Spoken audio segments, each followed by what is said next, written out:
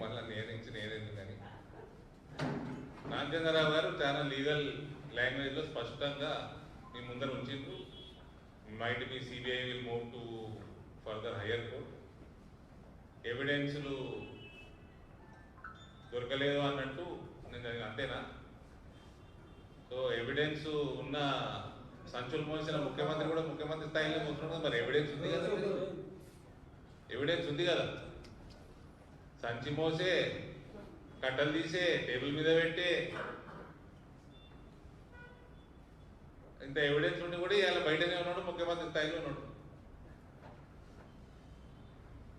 So it is legal process, it will take its own course. BJP has nothing to do with it. CBI May move to hire.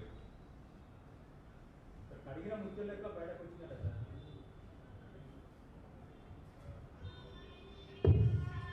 ఆమె బయటకు వచ్చి అందులేదు కదా, ఇలా కడిగిరా?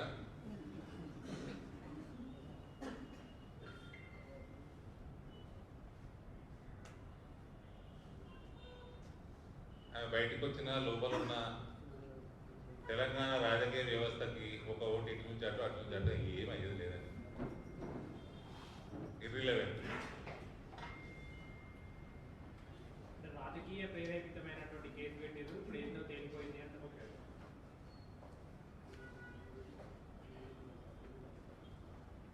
అది మొత్తం legal process మొత్తం complete అయినాక చూద్దాం. చిన్న కోర్టులో చిన్న కింది లెవెల్ కోర్టులో జరిగింది, ఎవిడెన్స్ లేదన్నది అంతే. ఎవిడెన్స్లు సరిగ్గా లేవు అని చెప్పి సిబిఐ నిందల గురించి చూపించుకోవాలి.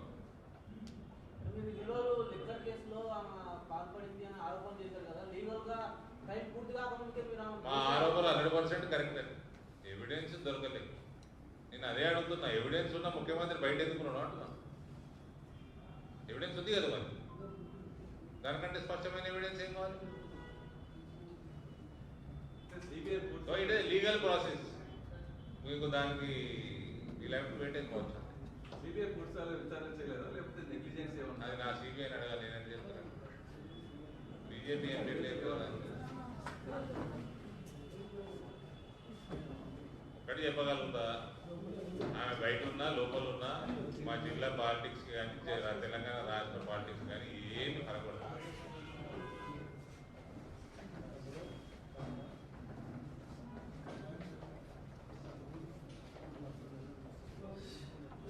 ఓకేనా?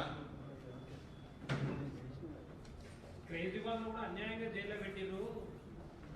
ఇది కక్ష సాధింపు, అక్కడ గవర్నమెంట్ స్వాధీనం చేసుకోవడానికి ఈ ఆరోపణలు చేసిరు. కూడా ఢిల్లీ గవర్నమెంట్ మీరు కంట్రోల్. ఇప్పుడే అధ్యక్షులు మాట్లాడారు, మరి అట్లా పెడితే మరి రివర్స్ ఎందుకు చేసుకుంది లిక్కర్ పాలసీ? ఏం తప్పు లేకుంటే అట్లనే ఉండేది రివర్స్ ఎందుకు చేసుకున్నారు? ఎవిడెన్స్ లేదనడం